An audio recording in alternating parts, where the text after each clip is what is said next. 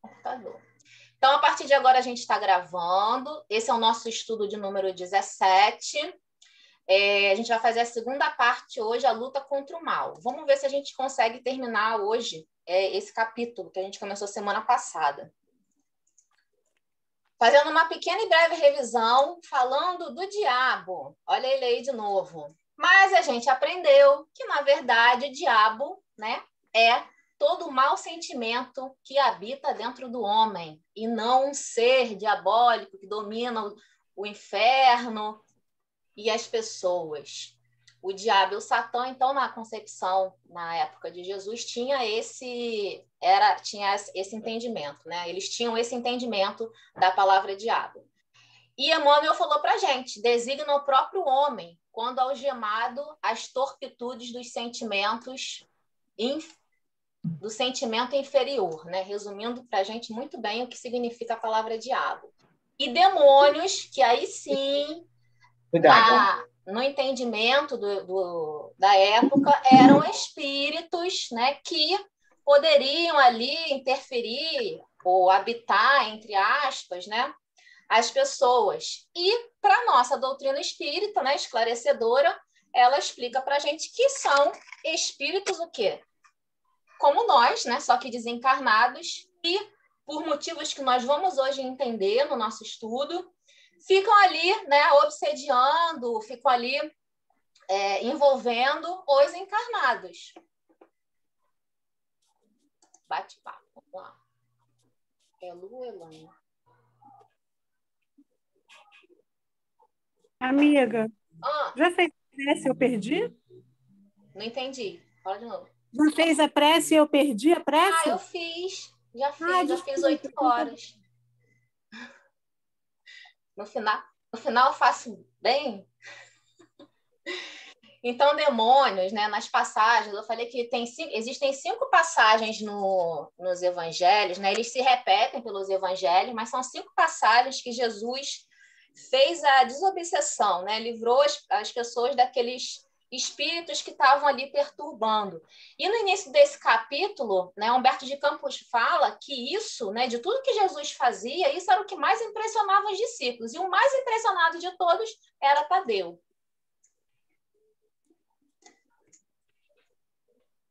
E aí Tadeu fez aquela pergunta, né? Por que razão? Porque aí trouxeram para ele, né, uma mulher que estava obsediada, que estava com espíritos, né? Para que ele livrasse ela, assim como Jesus fazia. Só que ele não conseguiu, e ele ficou intrigado com aquilo. A mulher ficou lá perto dele, sofrendo aquela interferência ali, né, dos espíritos, e tinham espíritos, dependendo do grau de obsessão, que maltratam muito, né, que é a subjugação. Enfim, ela ficou ali o tempo inteiro e eles não conseguiram fazer nada. No dia seguinte, quando Jesus chegou, né, novamente, é que aquela pobre mulher foi liberta daqueles maus espíritos que estavam ali acompanhando ela. E isso intrigou ainda mais Tadeu, né? E Tadeu perguntou, por que razão o mestre não transmitia automaticamente o poder?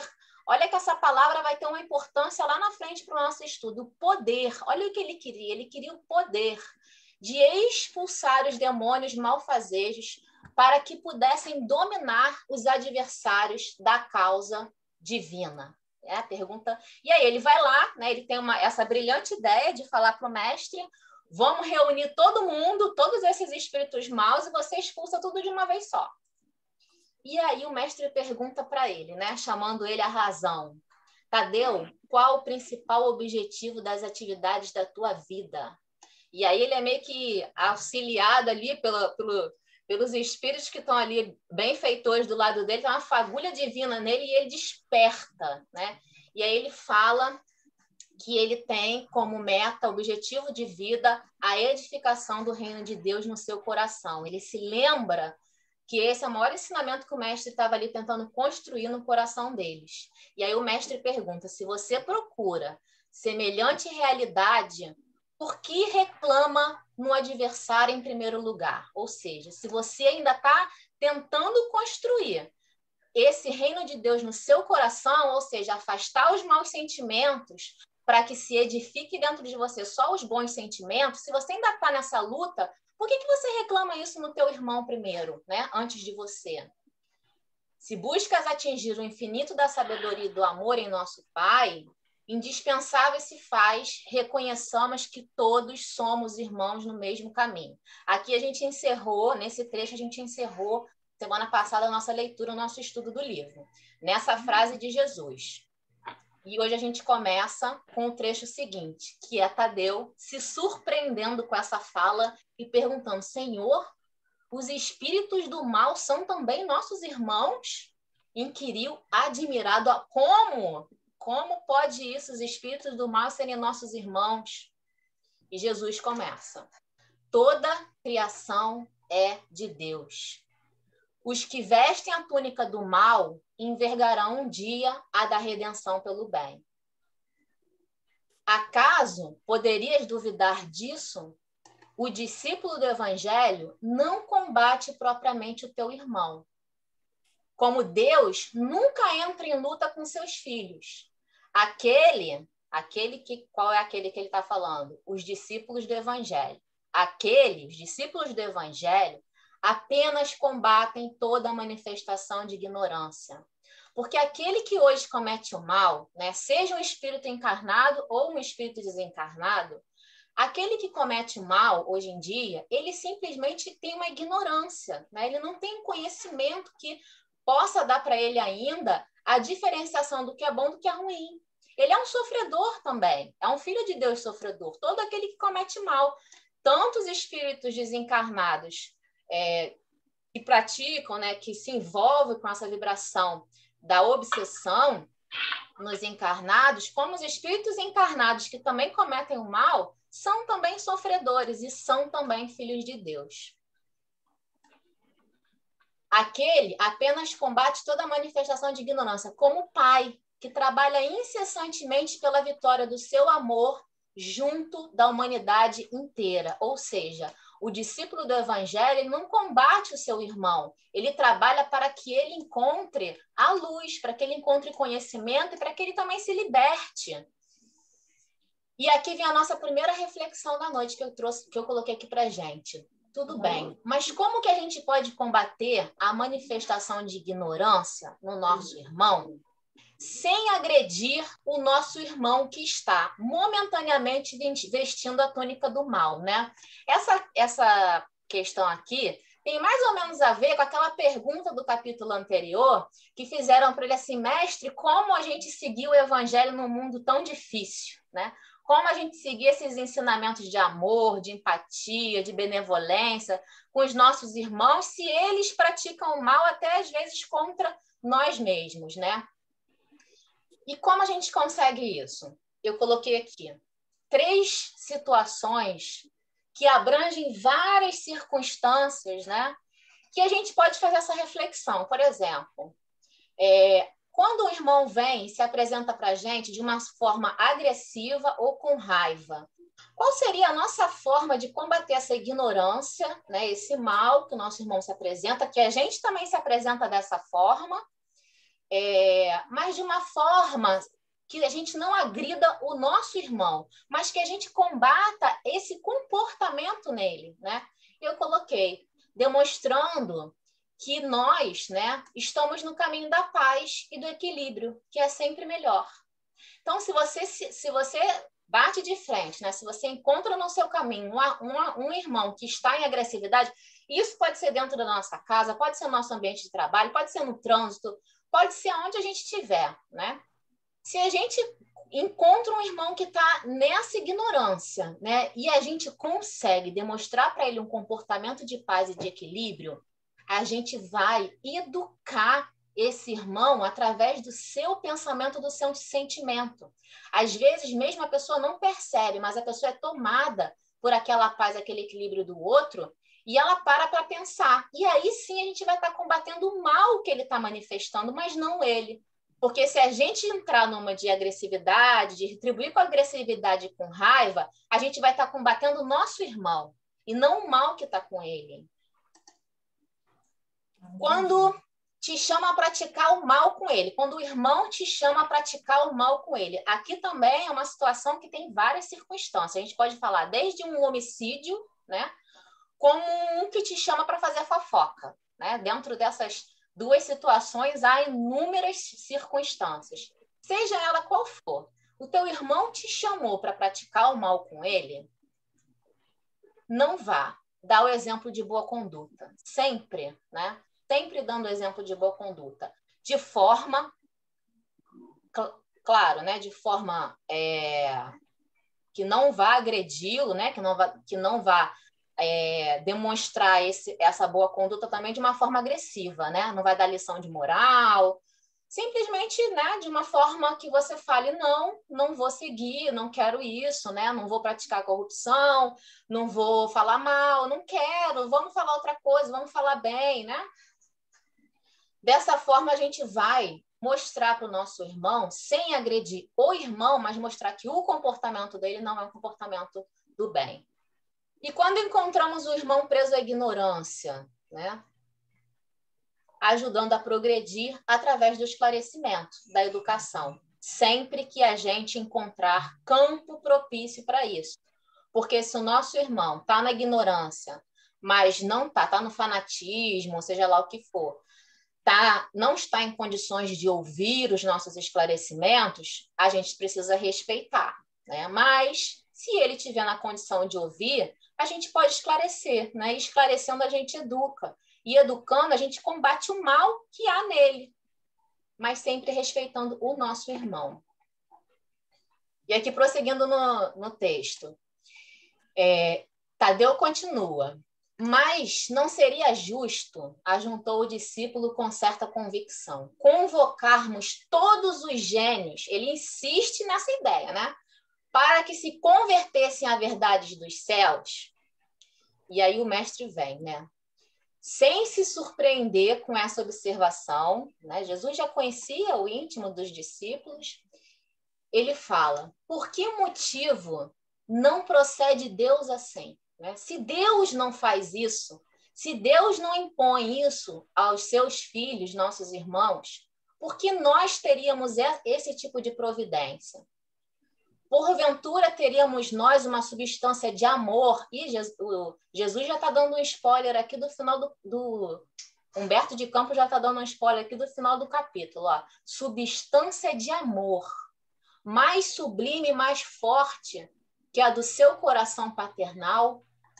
Aqui tem uma mensagem, viu? Como que a gente combate essa ignorância? Através do amor. A gente vai ver mais lá na frente. Tadeu, jamais ouvidemos o bom combate. Se alguém te convoca ao labor ingrato, da má semente, olha o que eu coloquei lá no slide anterior. Não desdenhe a boa luta pela vitória do bem. Se ele te convoca, né, a plantar uma sementinha do mal, é a oportunidade de você lutar e trabalhar pela vitória do bem, dando um bom exemplo, encarando qualquer posição difícil como ensejo sagrado para revelar a tua fidelidade a Deus. Qualquer manifestação de ignorância do nosso irmão é oportunidade nossa para mostrar o bom caminho. Se a gente estiver no bom caminho, né? Porque o irmão também desequilibrado pode ser a gente. Também. Abraça sempre o teu irmão. Se o adversário do reino te provoca ao esclarecimento de toda a verdade, não despreze a hora de trabalhar pela vitória da luz, mas segue o teu caminho no mundo, atento, olha que importante esse trecho, segue atento aos teus próprios deveres, pois não consta que Deus abandonasse a sua atividade divina, né, criadora o tempo todo e criadora com amor, para impor a renovação moral dos filhos ingratos que se rebelaram à sua casa. Se o mundo parece povoar-se de sombras, é preciso reconhecer que as leis de Deus são sempre as mesmas em todas as atividades, todas as latitudes da vida. Repliquei o trecho aqui para a gente poder entender, né, que esse trecho aqui é um trecho importante dessa passagem. Não nos consta que Deus abandonasse as suas atividades divinas para impor a renovação moral aos filhos ingratos. Deus não impõe nada a ninguém. Jesus não impôs nada a ninguém, né? Em toda a sua passagem do Evangelho, Jesus ofertou o seu amor, ofertou os seus ensinamentos, ofertou o seu carinho e ofertou o seu roteiro de liberdade. mas ele ofertou, ele não impôs isso a ninguém, né? E assim ele agiu porque assim Deus manda ele agir. Lembra lá no capítulo 6, no capítulo anterior, que eu coloquei aqui, ó, Deus é um pai que educa e aperfeiçoa, através das suas leis imutáveis e universais, concede a todos os filhos o aprimoramento próprio. Para isso, não só lhe é dado livre-arbítrio, mas também lhe é imposta a lei de causa e efeito, né? Deus, através das suas leis imutáveis, concede a todos os filhos a mesma lei, né? A mesma lei é imposta a todos. Todos têm o livre-arbítrio de agir, né? Você pode demorar um século, você pode demorar 1000 anos, mas Deus não vai te impor nada, ele vai respeitar o seu livre-arbítrio. Mas também você vai colher o efeito de todas as suas escolhas, boas ou ruins, que você fez. A cada um será dado segundo a sua obra. E aqui é interessante, quem gosta depois de ler os textos da Bíblia, né, dos evangelhos, essa passagem está em Mateus, né, como eu coloquei aqui, mas lá na carta de Paulo aos Romanos, né, é muito interessante esse trecho na carta de Paulo, porque lá Paulo fala justamente sobre isso. Paulo fala assim, se você julga o teu irmão, você não está reparando que você comete o mesmo erro que ele. Então, perceba primeiro o erro em você e pare de julgar o teu irmão, porque a cada um será dado segundo a sua obra. E quem faz esse acerto não somos nós, né? É Deus. É muito interessante esse trecho da carta de Romanos. Quem tiver interesse lá de ler depois. E aqui continua. É indispensável meditar na lição de nosso Pai e não estacionar no meio do caminho que percorremos. Qual é o caminho? O caminho da nossa edificação. Parar de olhar para o outro e olhar para dentro da gente. Os inimigos do reino se empenham em batalhas sangrentas. Não ouvides o teu próprio trabalho, prossegue o teu trabalho. Se ao teu redor os inimigos estão laborando para o mal, prossegue o teu trabalho. Padecem no inferno das ambições desmedidas, caminha você para Deus. Lançam a perseguição contra a verdade, você tens contigo a verdade divina, que o mundo não te poderá roubar. A nossa paz, na nossa caminhada, ninguém tira da gente. Mas as do céu, o homem que dominasse o mundo inteiro com a sua força, teria de quebrar sua espada sangrenta ante os direitos inflexíveis da morte. Não adianta você dominar o mundo, não adianta você ter poder, não adianta você ter riquezas, não adianta você maltratar, porque o seu momento vai chegar e, nesse momento, você não carrega nada disso. E além desta vida, olha que importante isso aqui também. Além dessa vida, ninguém te perguntará pelas obrigações que tocam a Deus. Que é o quê, né? É justamente isso, cuidar para que os seus filhos possam, através das suas leis, através do seu amparo, através dos instrumentos que ele fornece, evoluir, construir dentro de si o seu reino, né? E encontrar a luz, né? Encontrar o amor. Isso é obra de Deus. Mas ninguém vai te perguntar pelo que é obra de Deus, né? Ninguém vai te cobrar, mas unicamente pelo mundo interior que te pertence a ti mesmo, sobre as vistas amorosas do nosso Pai. Isso sim nos vai ser cobrado, e principalmente pela nossa consciência, porque a nossa consciência é o nosso maior juiz no momento do nosso desencarne.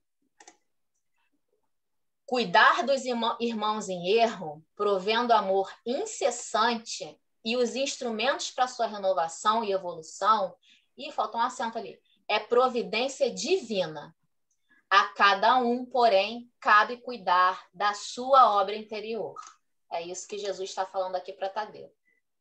Aí Jesus continua aqui, né? Aqui ele fala tem muitas passagens aqui do Evangelho, né, que a gente não dá para falar, mas vê se vocês conseguem captar. Que diríamos de um rei justo e sábio que perguntasse a um de seus súditos pela justiça e pela sabedoria do reino inteiro?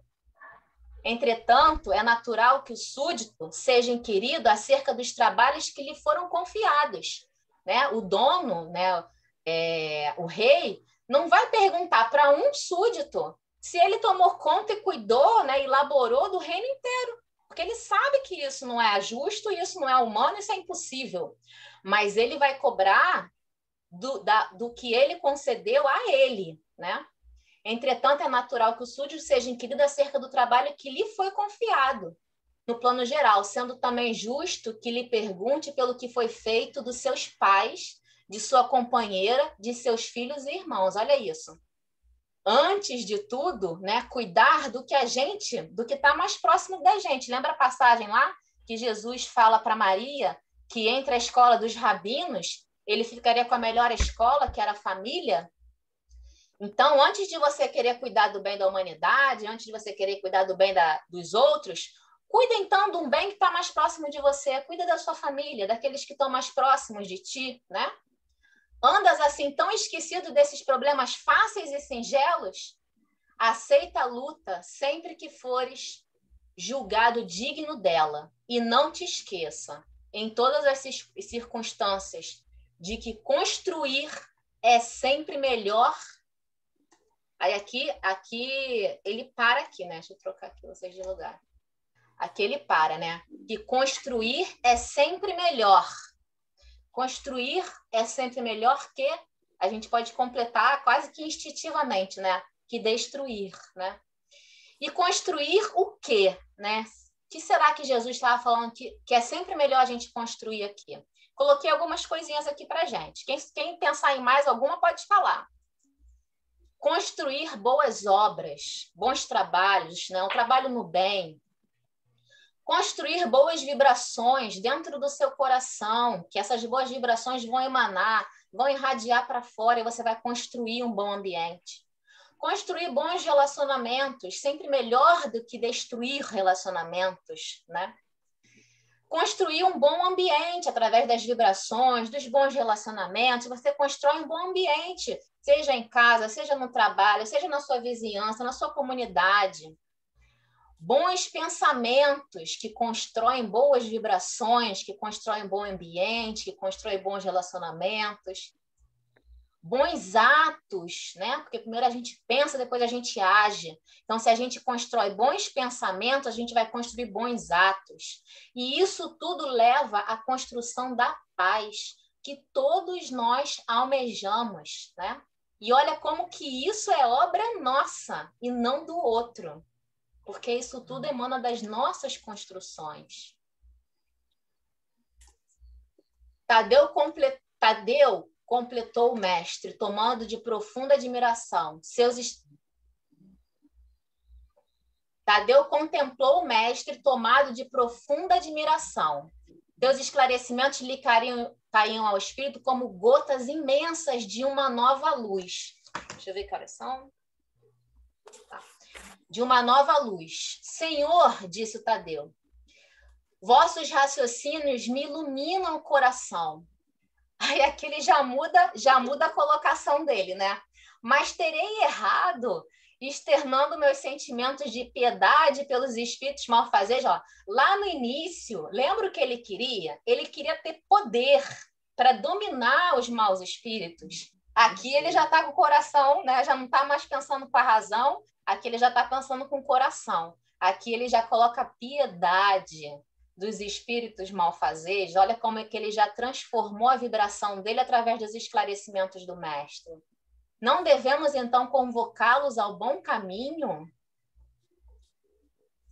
Aí Jesus continua. Toda intenção excelente, redarguiu Jesus, será levada em justa conta no céu. Mas precisamos compreender e não se deve tentar a Deus. Mais uma vez, Jesus falando que isso é obra de Deus, que não cabe a gente.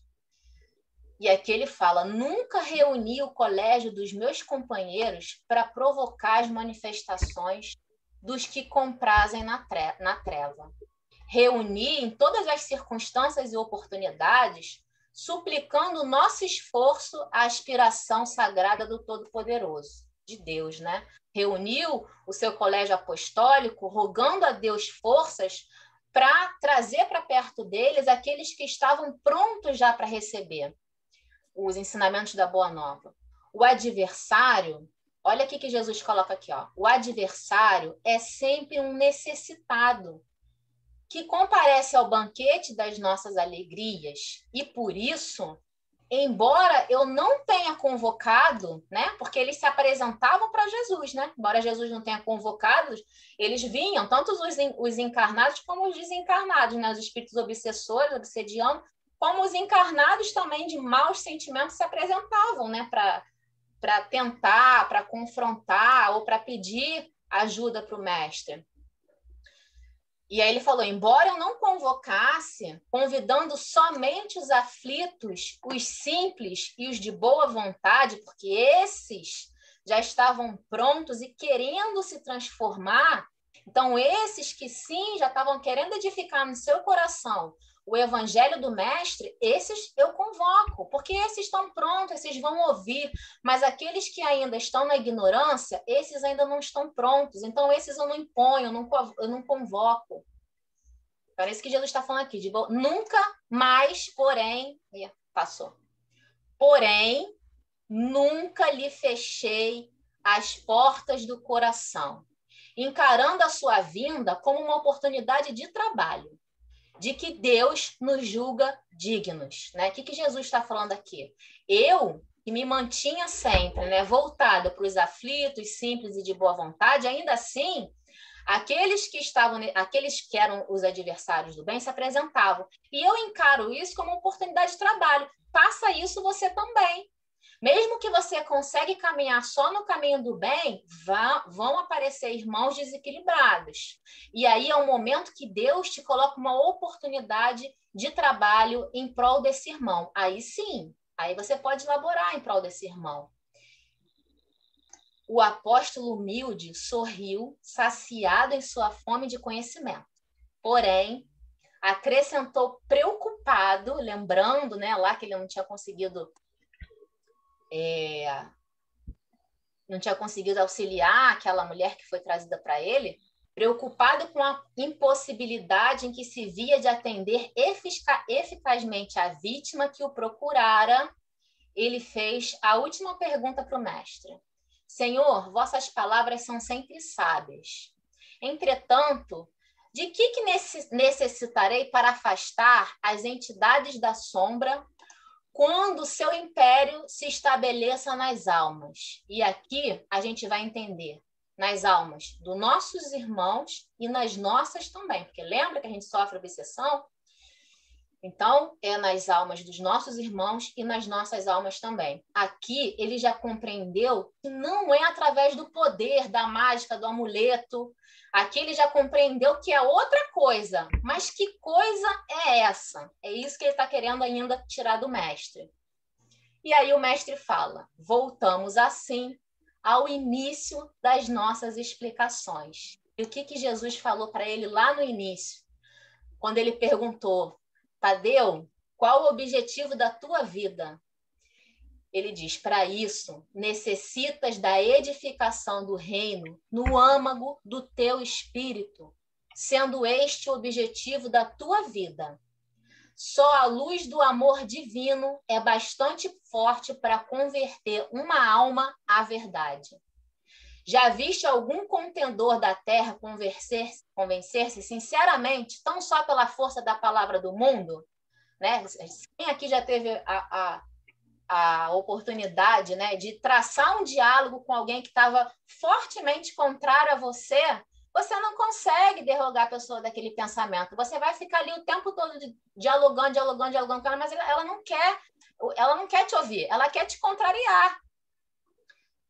A dissertação filosófica não constitui toda a realização. Não adianta você encher de conhecimentos, de fundamentos, o seu irmão, né? Porque não é através do conhecimento que você vai salvar, não é através da ordem do poder que você vai salvar ou iluminar. Elas podem ser um recurso fácil da indiferença ou uma túnica brilhante. Muito pelo contrário, elas podem, inclusive, criar mais raiva e te afastar mais ainda do teu irmão do que propriamente ajudar, que deveria ser a nossa meta, né? O reino de Deus, porém, é a edificação da luz, e a luz ilumina, dispensando os longos discursos. Capacita-te de que ninguém pode dar a outrem aquilo que ainda não possua no seu coração. Vai, trabalha sem cessar pela tua grande vitória, zela por ti, ama o teu próximo, sem olvidares que Deus cuida de todos. Para a gente conseguir compreender essa passagem aqui, onde Jesus coloca que é a edificação do amor dentro do ser, que vai conseguir auxiliar o nosso irmão, porque o nosso irmão está precisando de amor. Se você não tem amor dentro do seu coração, você não vai conseguir auxiliar, porque é isso que você precisa doar para ele. Então, se você não tem isso no seu coração, como que você vai doar?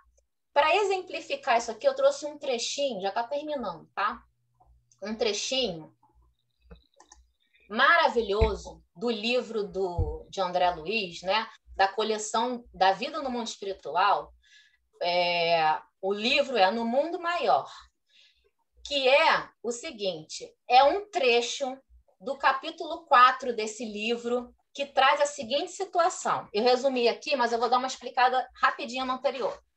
André Luiz está com o seu instrutor chamado Calderado. Eles estão observando um processo de obsessão de um encarnado com um desencarnado.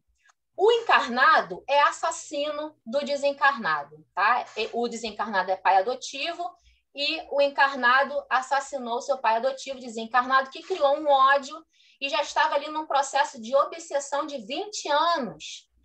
E esse encarnado, que foi o assassino, ele já estava entrando num processo de desencarne, porque ele também, né, levantou sentimentos de culpa, de depressão, tudo em razão do que ele fez, porque depois ele se arrependeu. Juntou isso tudo com o processo de obsessão e eles estavam ali num momento terrível nessa situação.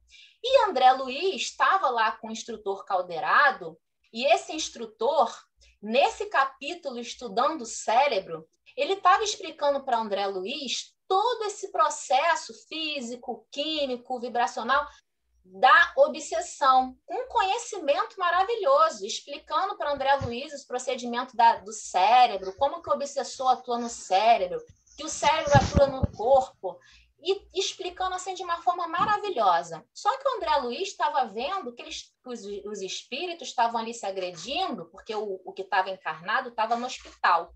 E nesse momento ele estava em desdobramento, então estavam os dois espíritos no plano espiritual se agredindo.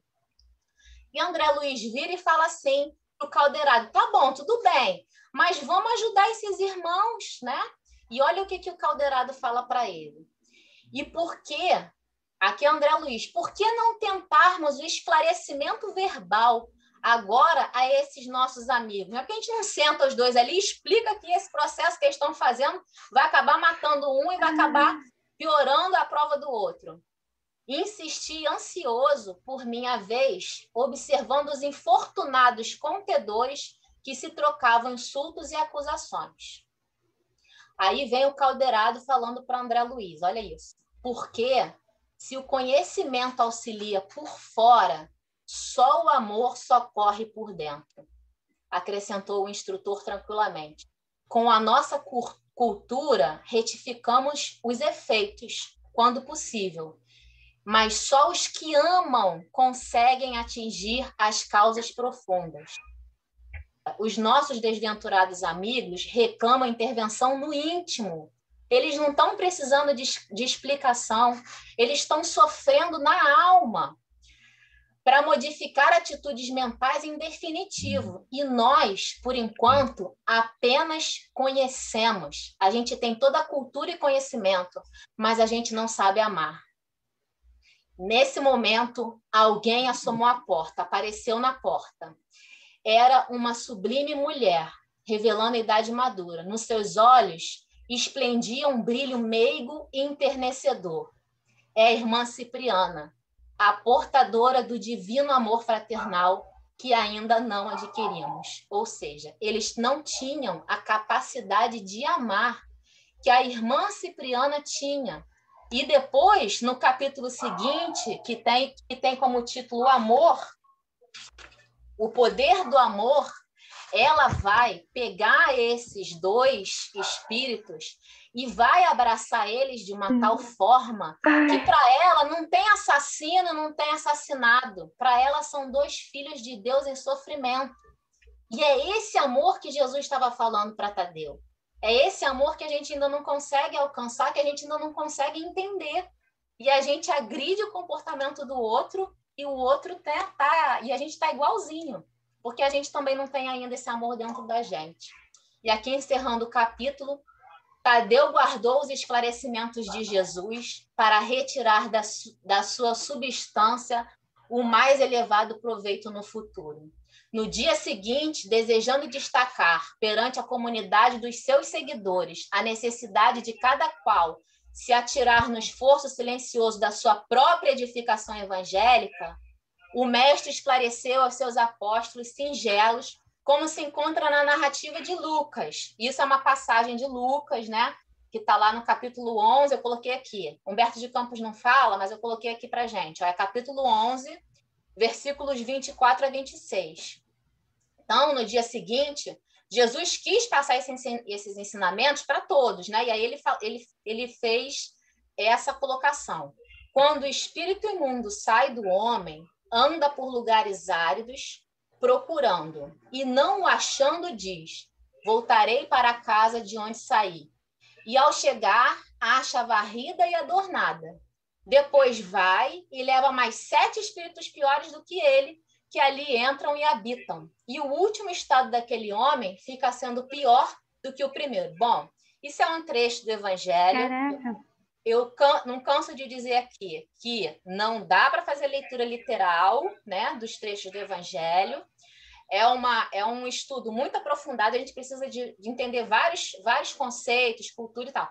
Mas, a grosso modo falando, o que Jesus está dizendo aqui para eles? Ó, o homem, né, quando o espírito imundo sai do homem, ou seja, o homem estava sofrendo obsessão, mas conseguiu vencer, conseguiu, através de seus bons pensamentos, seus bons sentimentos, conseguiu se equilibrar e o espírito, então, não viu mais morada ali e saiu, né? E foi vagando, porque ele precisa encontrar um lugar que ele vai encontrar a mesma energia que ele está querendo.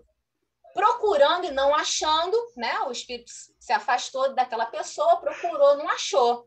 Mas pensou, vou voltar lá, porque se eu conseguir uma vez, pode ser que eu consiga. E consegue. Por quê?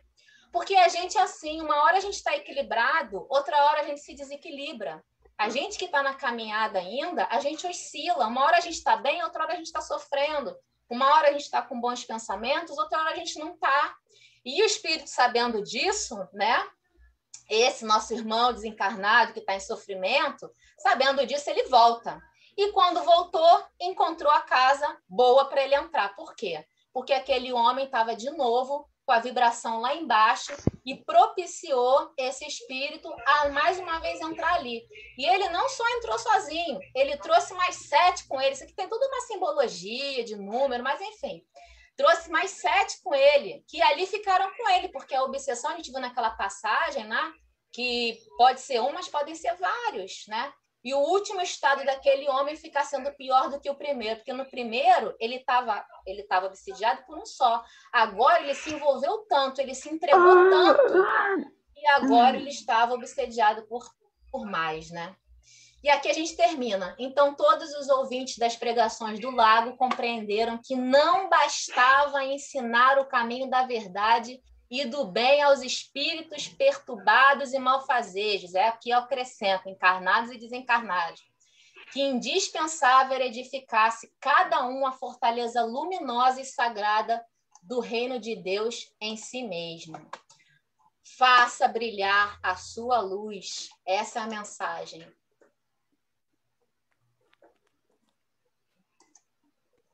Falei a beça hoje, hein? Quem quer falar agora? Aninha. Deixa eu ver quem tá. Ricardo Madi.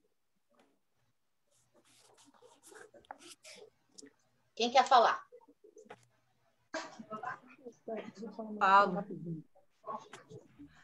A gente tem que construir o reino em nós, quer dizer, A gente tem que aprender a amar primeiro, né? Como é que a gente vai dar amor para o outro se a gente não tem amor para com a gente mesmo, às vezes, né? A gente deixa desleixado a nós mesmos, a gente é desleixado conosco mesmo, a gente não cuida da gente, né?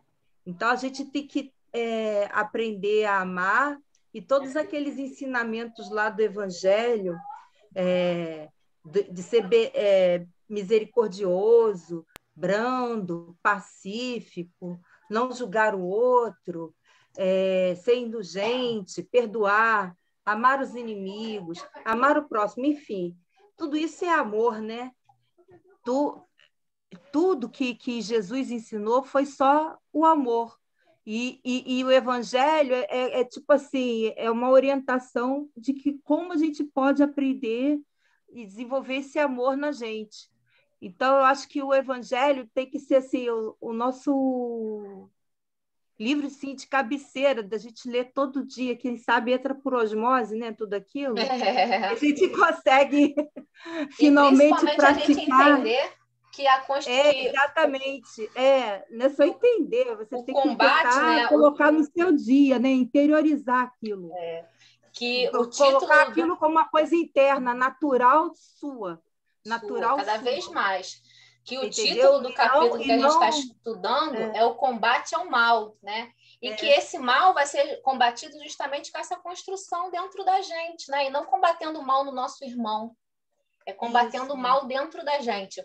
Eu trouxe a Lu quer falar, a Carla quer falar. Eu trouxe, deixa eu só contar mais rapidinho. Eu trouxe essa... Cris quer falar também.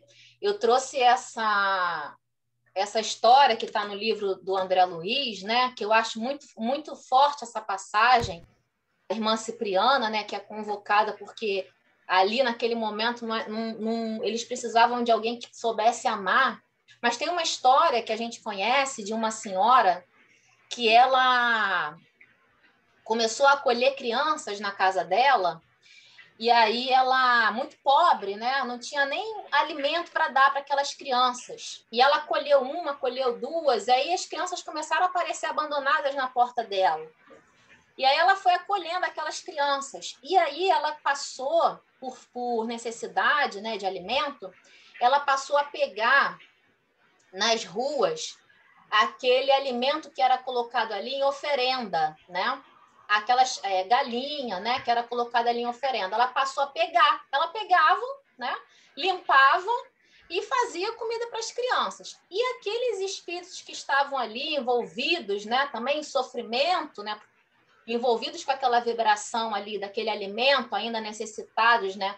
Do alimento material, porque isso também é um sofrimento para os nossos irmãos desencarnados, né? Quando eles pensam que eles ainda podem se alimentar daquilo e ficam querendo e não conseguem, é um processo também de muito sofrimento desses irmãos que ficam ali. Quando eles viam ela pegando o alimento que na cabeça deles era deles, eles ficavam com uma raiva dela e iam atrás dela, né? Já ia começar ali um processo de obsessão. Quando eles entravam com ela na casa dela e eles percebiam quem era ela, né? Um espírito iluminado que acolhia as crianças, eles imediatamente se sensibilizavam com aquela vibração de amor daquela casa, uma casa simples, mas onde vibrava o amor. E sabe o que eles faziam? Eles voltavam lá, né, no local, pediam mais, e aí as pessoas colocavam mais, e aí ela tinha mais, e aí eles se tornavam, né, se impregnavam desse sentimento, e aí buscavam se melhorar, se elevar, entender, né, enfim. E aí um dia ela estava num centro, né? E aí ela estava lá no auditório, e aí chamaram ela falando que tinha um espírito ali que queria dar uma mensagem para ela de agradecimento do que ela tinha feito. E na cabeça dela, que ela não está sabendo desse processo, na cabeça dela, ela ia ser homenageada pelas crianças que ela amparou, né? Pelas crianças que ela ajudou. E aí, quando o espírito começou a falar, ele falou assim, não, isso de fato é um bom trabalho, mas a gente quer te agradecer porque nós fazemos parte de uma falange de espíritos que se libertou por conta de ver o que você fazia. A gente estava no plano espiritual, em sofrimento, te acompanhou no ato de te perseguir, mas quando a gente via o amor que você vibrava, a gente se impregnou desse amor e a gente se converteu para o bem. Olha que história. Ó, vou pela ordem aqui que está aparecendo na minha tela. É Lu primeiro, com a mãozinha levantada.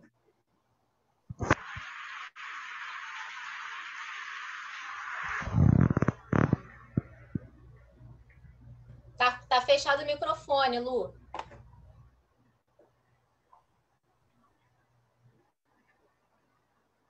Essa passagem de quando o espírito... Eu nunca entendi essa passagem. Está me ouvindo agora? Tô ouvindo. Porque, para mim, quando o espírito volta e encontra a casa limpa e adornada, na minha visão, era uma casa com boas vibrações, enfeitada de temperança, paz. E, na verdade, quer dizer exatamente o contrário. Limpa, adornada para eles, eu não entendo essa passagem. Então, assim, se ele fala que ele voltou e se sentiu bem lá, encontrou adornado para ele, porque ele se sentiu bem, então estava bom para ele. E bom para ele, que é um espírito que está obsediando, não é uma casa que está em equilíbrio, né? É uma casa que está em desequilíbrio. Porque uma casa boa para ele chegar e ficar é uma casa que está em desequilíbrio. Então, está adornado, lógico, é o que eu digo, né? Depois, se vocês quiserem, eu posso colocar. Para vocês terem uma noção, essa passagem, ela tem um estudo do Miudinho, que são 3 vídeos de 1h15 cada vídeo, para poder entender essa passagem, tá? Mas eu estou falando assim, muito a grosso modo, né, o que essa mensagem tá. Mas por essa lógica... Depois compartilha com a gente. O link eu vou compartilhar. Eu vou compartilhar. Mas por essa lógica, não dá para você entender se o espírito é um espírito obsessor, né? Se ele saiu, no início do trecho fala que é um espírito... Deixa eu pegar aqui.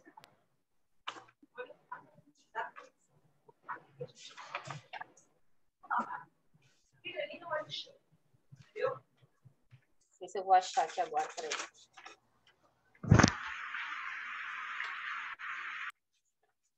Aí, Carlinha, vamos fazer o miudinho aqui. Tô vendo que você vai chegar nisso aí. Nada que 10 anos de estudo não resolva. A volta do espírito impuro. Quando o espírito impuro sai do homem, ou seja, já está indicando que o espírito não é um espírito bacana, né? Então, ele saiu. Quando que o espírito sai, né? Ou quando a pessoa se reequilibra, aí vamos trazer esclarecimento à luz da doutrina espírita, né? A gente sabe como que a gente consegue afastar a obsessão, a influência dos maus espíritos, né? Através da nossa vibração. Quando a gente se coloca numa boa vibração, aqueles que estão ali porque estão querendo vibrar o mal com a gente, eles não vão ficar, eles querem o mal, eles vão procurar um lugar onde eles podem encontrar essa vibração de mal. Então, aqui dá a entender que essa pessoa que estava com esse espírito, né? Porque quando o espírito impuro sai do homem, saiu porque o homem conseguiu se libertar dele. Atravessa lugares e vai vagando. E não consegue achar, né? Ali onde ele está vagando, ele não consegue achar. Aí ele pensa, eu vou voltar para lá, porque já consegui isso outras vezes. E quando ele vai, ele encontra a casa preparada para ele, porque ele fica. Se ele fica, a casa estava preparada para ele. Ele encontra a casa adornada para ele. E aí gostou tanto que ainda trouxe mais 7 convidados. E isso é o desequilíbrio do homem, né? Desequilíbrio do homem. Isso que eu falei. Quando ele sai do homem, o homem está equilibrado, né? Isso. Então, assim, como diz os jovens lá da Comerge, o PV estava alto, né? O padrão vibratório estava alto. E aí, quando ele fala, bom, eu vou voltar para lá porque eu já consegui me ligar a ele algumas vezes. Aí ele volta, ele encontra um homem em desequilíbrio. Aí ele faz dali a sua morada. Porque o PV estava baixo. Peraí, deixa eu... Vai, Aninha, a Cris quer negócio falar, é complicado, né? Cris, perdão, não. Fala aí. Fala, Cris. Quer falar? Pode falar, Aninha. Pode falar. Porque assim, eu achei que o espírito saiu do lugar, deu uma volta, não achou tal, aí foi para um lugar. Não, ele saiu, quer dizer, a pessoa ficou em desequilíbrio, ficou equilibrada e se desequilibrou rapidinho. E o espírito voltou? Assim não somos nós. Ora a gente consegue estar equilibrado. Hoje eu fiz meu evangelho no lar, hoje eu fui no centro, hoje eu estou boazinha, hoje eu estou só com bom pensamento. Estamos equilibrados. Nesse momento, o espírito que está querendo o mal não encontra morada na gente. Mas a gente oscila, a gente se irrita, a gente, né, se equivoca. Você chega no trânsito voltando na casa espírita. Exatamente, no trânsito voltando na casa espírita se irrita. Isso. Aí a vibração baixa e nesse momento voltam, né? E a gente é assim o tempo todo. A gente oscila o tempo inteiro, né? A gente ainda traz mais 7, brincadeira. Que, Aninha? Ainda traz mais 7. Ainda traz mais 7. Então, esse traz mais 7 também tem um significado, porque a gente sabe que a luz da doutrina... O 7 é bem simbólico, né?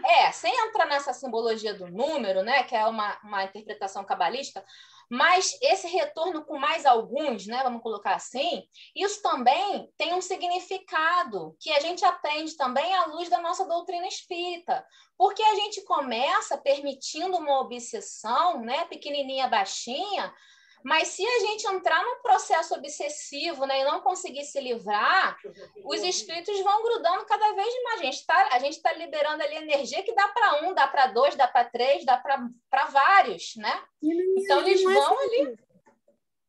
E assim, o que acontece? Tem a simbologia do 7, porque Jesus fala, você tem que perdoar 70 vezes, 7 vezes o mesmo pecado. O 70 vezes 7 vezes significava que você tinha que perdoar sempre, né? Então, eu acho que quando ele traz essa simbologia de que com ele veio mais 7, ele quis dizer que em desequilíbrio a gente pode nos conectar com vários espíritos que estejam mal intencionados. E não perdoou o suficiente ainda. É nesse sentido, de que inúmeros, né? O 7... como se fosse até desequilíbrio, cara, vai encostar qualquer um aí. No caso, é 7 e muitos, e milhões. Lá no obsediado gadareno, né? Era quando Jesus perguntou, quem é você? Né? O que ele falou? Tá sem som, Carlinha. A legião. Legião, né? Legião. E legião, né, para a época de Jesus, designava um grupo de militares na quantidade de 6.000 militares. Nossa. É muita simbologia que tem, gente. Isso é um estudo fascinante, né? Eu vou colocar lá 3 vídeos do Mildinho, da Luiz Elias, para vocês, quem quiser ver. Eu só vou avisar que é viciante, hein? Cris, fala, meu amor. Olha só, esse exemplo que você deu dessa senhora, do amor, realmente, ela tinha um amor muito forte, que realmente a gente ainda não consegue ter esse amor. Por quê? A gente, às vezes, na maioria das vezes, todos nós, a gente não tem muita autoridade moral para querer ajudar o próximo. Por quê? Deixa eu ver se eu consigo me entender. Na maioria das vezes, a gente fala uma coisa, mas pensa outra, sente outra. Então, na maioria das vezes, a gente não tem uma autoridade moral para poder...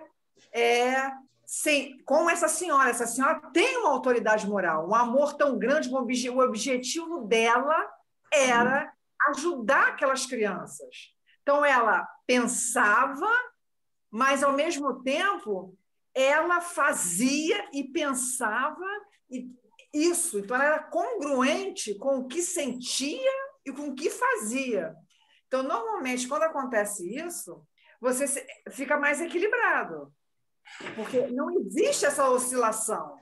É como você falou, eu fui na casa espírita, tomei passe, fiz estudo. Mas, na verdade, você sai de lá, mas você não sentiu dentro do teu coração aquele estudo que você fez. Então, você já não é congruente. Esse desequilíbrio já aproxima alguns espíritos para a gente. Ela está falando, mas já não está sentindo nada disso.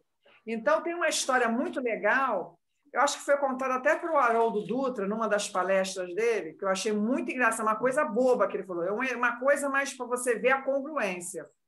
O Gandhi, antigamente as pessoas iam muito falar com Gandhi, né? Para pegar conselho. Aí chegou uma senhora com uma criança, não sei se você conhece essa história. Conheço, é interessantíssimo. Uma criança chegou e falou assim, Gandhi, pelo amor de Deus, manda essa criança parar de comer doce, manda essa criança parar de comer doce. Aí ele olhou, porque isso faz mal, isso faz mal. Aí ele, faz um favor para mim, volta daqui a uma semana. Aí ele falou assim, ué, volta daqui a uma semana? Uma coisa dessa? Por que não falou na hora? Ah, de repente ele vai preparar alguma coisa, deixa para lá. Uma semana depois, ela voltou. Gandhi, se lembra de mim? Eu sou aquela senhora que tinha uma criança. Por favor, fala para ela não comer doce. Menino, não come doce. Por favor. Aí a mãe falou assim, peraí, é só isso? Por que o senhor esperou uma semana? O senhor não falou isso naquela época? Porque eu comia muito doce. Ou seja, agora eu posso dizer isso, eu parei de comer doce. Ou seja, o que ele quis dizer? Hoje eu tenho uma autoridade moral para dizer, não coma doce. Então, é isso que acontece muito com a gente. A gente tem essa mania, a gente fala, quer dar conselho para o outro, mas, na verdade, você mesmo não sente aquilo que você está dando conselho. Então, nem pratica, né? Essas oscilações. E quem está em volta de você sente isso.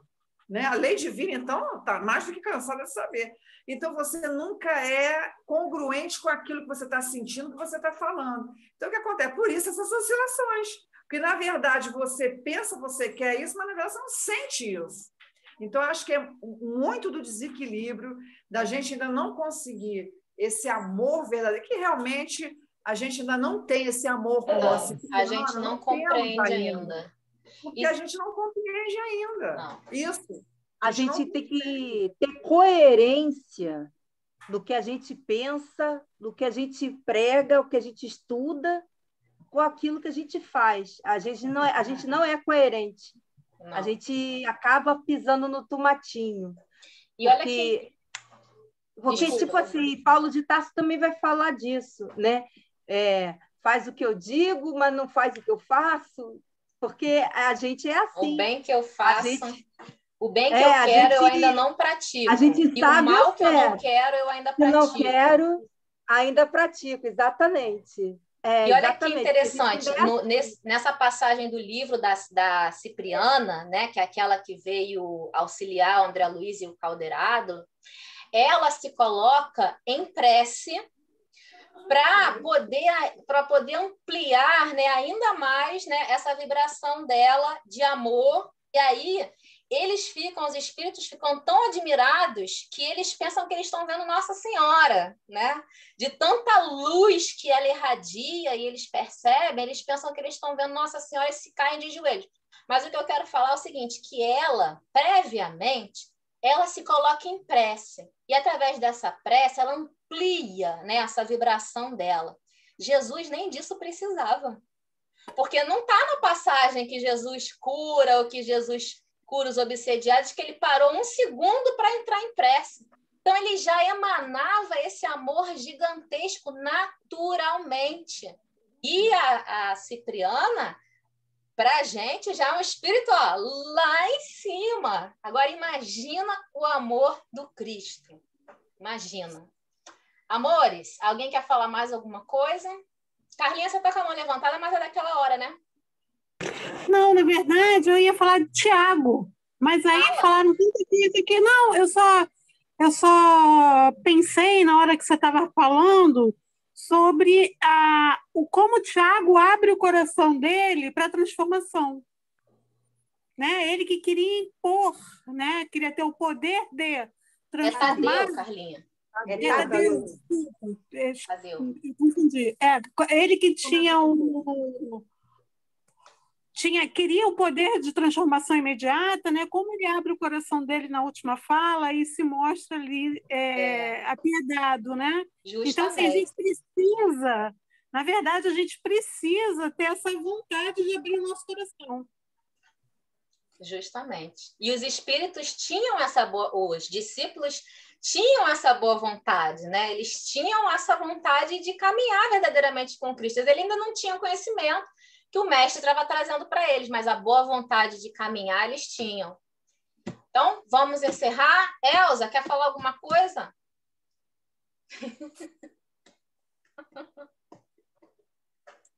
Não? Não, Leila, não tem nada para falar, não. Tá bom. Então, quem quer fazer a nossa prece? Ó, semana que vem, a gente vai começar o capítulo Bom Ânimo. Nós vamos ver no discípulo Bartolomeu um pouco da gente quando a gente se toma e fica cabisbaixo, às vezes até depressivo, com as coisas que acontecem na nossa vida. E aí Jesus vai levantar o ânimo de Bartolomeu. E a gente vai levantar o nosso também com Jesus, estudando o capítulo Bom Ânimo. Quem quer fazer a nossa prece? Eu faço. Obrigada, Cris. Então, vamos lá. Vamos orar com a Cris.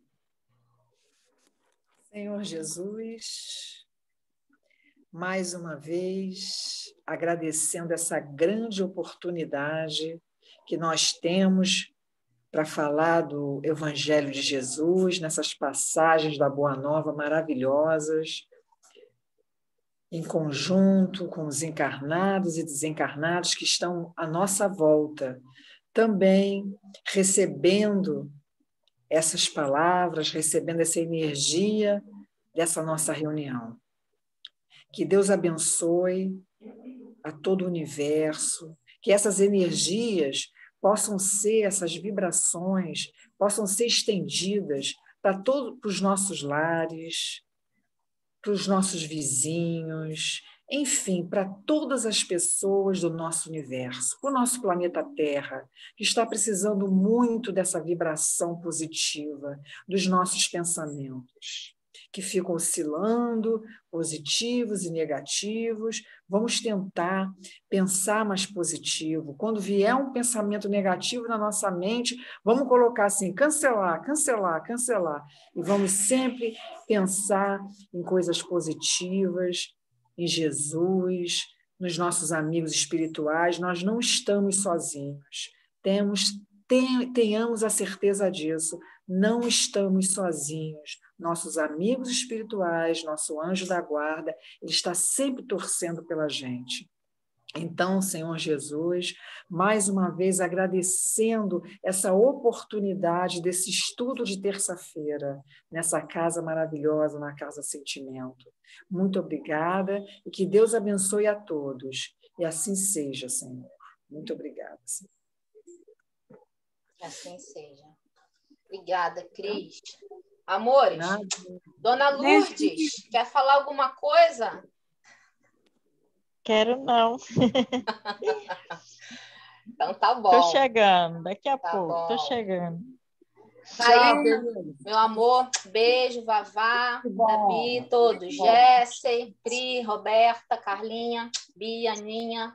Beijos, boa Cris, noite. meu amor. Beijo a todos. Saúde e paz para todos vocês, tá? Eu amo vocês. Eu amo Amém, vocês. Bia, a gente também.